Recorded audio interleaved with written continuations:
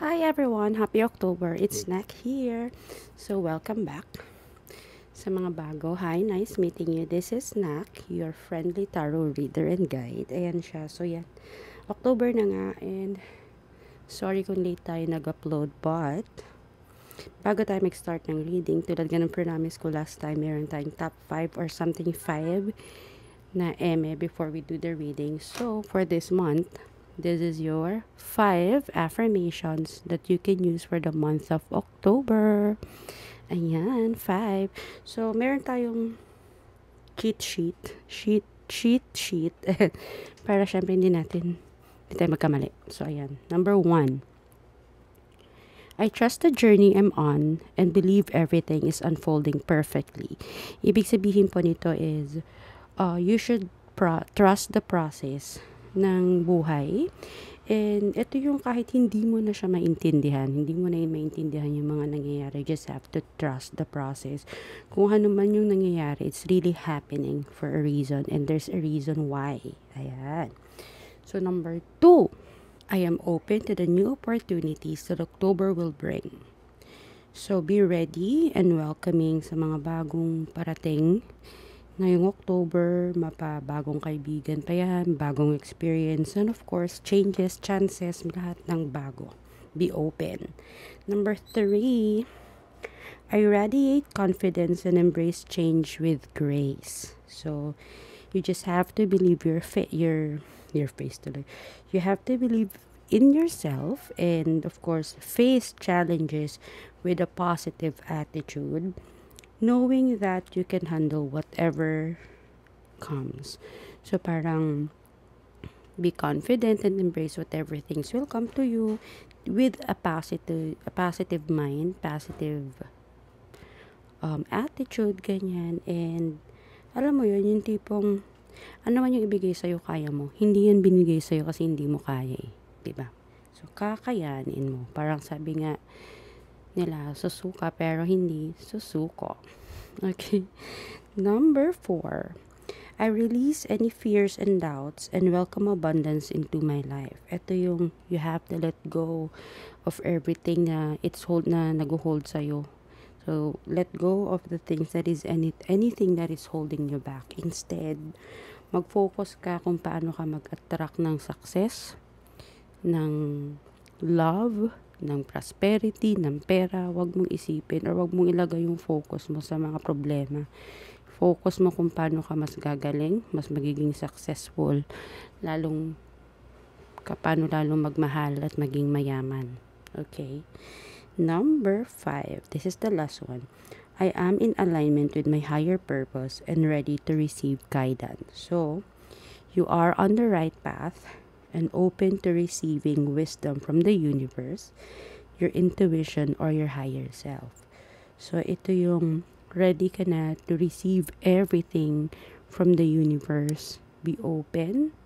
And babalik tayo sa number 1 is kahit hindi mo na maintindihan, kahit ang gulo-gulo na, just trust the process. Okay? So yan ang ating 5 affirmations for the month of October and I hope kahit papaano ay diba, may nakuha kayo dun sa 5. Kahit isa lang doon, i-ano nyo ngayong October. And sa mga gusto ng tarot reading nila, just stay tuned. And of course, thank you so much sa mga nag-subscribe. And sa mga balak mag-subscribe, ayan siya. And sa mga nag-follow sa social media pages ko, thank you so much. So, let's go to our tarot reading. Okay, hello sa mga may Capricorn Sun, Moon, and Rising. So, this is for the Capricorn Sun na pinanganak ng December 22 to January 19. And if ang Rising, Moon, at Venus mo is Capricorn, you can also watch this. Ayan. And of course, just a reminder, may free will po tayo. So, nasa atin kung maniniwala tayo o hindi. Nasa atin kung iti-take natin to o hindi. Kung hindi maganda ang lalabas sa card, I'm so sorry. Yun lamang po ang lumabas sa card. Binasa ko lamang. And kung maganda, di congratulations. Diba? So, yan. Shuffle lang natin to. Again, this is for Capricorn Sun, Moon, Rising, and Virgo. Okay. The Star. So, ito yung mga wishes natin, dreams natin, mga gusto natin sa buhay-buhay na maaring mangyari or matupad ngayong buwan na to, at kailangan natin ng maraming tapang. Kailangan natin ng maraming tapang ngayong buwan ng October. Bakit? Bakit? Tignan po natin kung bakit. Ay. Bakit kailangan mo ng tapang? Okay, ito yung lumabas na card dun sa last.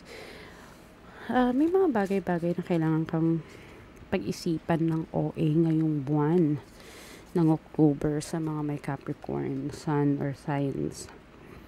I think this is about going somewhere, letting go, na undecided ka kasi hindi mo siya masyadong, alam mo yung hindi mo alam kung will I do this or hindi. Iniisip mo siya na kapag gagawin ko kasi to, hindi maganda yung mangyayari. Parang mga ganong bagay. So parang it's making you unmentally stable. Ganyan. Parang, stress ka na kasi yun sa mga iniisip mo, mga bagay-bagay na parang hindi mo alam kung tama ba na aalis ka or hindi. So, maybe dream mo to, sabi ni Star, ito na yung dream mo before. So, bakit hindi? You just need strength para gawin tong gusto mo na to na medyo nagpapaano sa isip, magdadalawang isip ka. So, bakit ka magdadalawang isip? Pangarap mo yan. Bakit ka magdadalawang isip? Ginusto mo na yan noon pa. Right? You just need strength. Kung saan ka man pupunta, mag-ingat ka. Good luck. Sa money, kung iniisip mo, wala kasi akong pera. May na-process ko na lahat ng pero wala akong pera. Meron tayong 6 of Pentacles, which is somebody can help you, someone can help you, something can help you when it comes to money. Pwede tayong umutang, pwede tayong mag-loan, pwede tayong, ang daming pwedeng gawin. You just have to ask your friends, you have to ask your family kung sino o pwedeng magpahiram sa'yo ng cash na kailangan mo. Tapang, kailangan mo lang maging malakas at tapangan ang sarili mo na magsabi sa mga kakilala mo kung saan ka pwedeng humiram ng pamasahe. Parang ganyan. If money lang naman, may mga agency dyan na kasi alam ko siguro mag-ibang bansa ka. It's just that you just need more funds, diba? Baka may mga kakilala ka dyan na willing kang tulungan. O, tulungan mo lang sila sa pagbebenta ng ganito, ganyan. O, diba? Or mag-loan, something, as long as babayaran mo. Mga ganyang bagay-bagay. So, kung may gusto, may paraan. Kung ayaw, maraming dahilan. Same thing sa money. Lalabas at lalabas yan magically kung talagang kailangan mo. At para sa maganda naman yung pupuntahan. This is actually a passion that you want before. At ito na yung magandang timing. Ito na siya. Ito na yung time to go. Ito na yung time to let go of those fears and go, ate. Gawin mo na, kuya. Gawin mo na. This is the right time. When it comes to love life, emotions, ganyan. May tanong ako. Hindi ko alam pwede kasi siyang may pupuntahan ka na place or pwede kasi siyang you want to settle things now with your partner. Pwede siyang ganun when it comes kung aanuhin mo siya. It's either one, mag-iibang bansa ka para maging okay yung family mo, yung pera mo, and the relationship mo as well as your partner. Or pwedeng, aalis ka kasi mayroon kang pupuntahan or pupuntahan mo kung nasan yung jowa mo, sasamahan mo siya doon. Or pwede din na if you're looking for love, andoon ang sagot, Capricorn. Doon mo mahahanap si your Knight of Shining Armor mo. Pwedeng ganun. Or siya yung pupuntahan mo. Affirm. Hindi to scam. O baka mali mo siya naman na magbigay sa'yo ng ano. Sabihin mong wala kang pamasahe o bigyan kanya ng pamasahe, di ba? Parang affirm to. Ikaw yung susunduin sa airport, hindi siya yung susundo sa'yo sa airport. Ay, nakakaloka. Okay. Diba? Inflow with money. Ibig sabihin, hindi mo magiging problema ang pera kasi meron ka makukuha na ng pamasahe paalis, my dear. And, ano ba talaga yung gusto ng soul mo? Sabi niya, this is your dream. Ito na yung matagal mo nang gusto. Bakit ka pa nagdadalawang isip? Kung pera lang naman ang problema mo, may darating at darating. Sabihin mo dun kay Afam na hi, wala akong pamasahe. I already have all my documents. Pamasahe na lang. O di siya magbigay, right? Ganun lang yun. So again, sa mga may Capricorn, Sun, Moon, and Rising, good luck. I hope na maging masaya ka pasalubong pag-uwi. Char.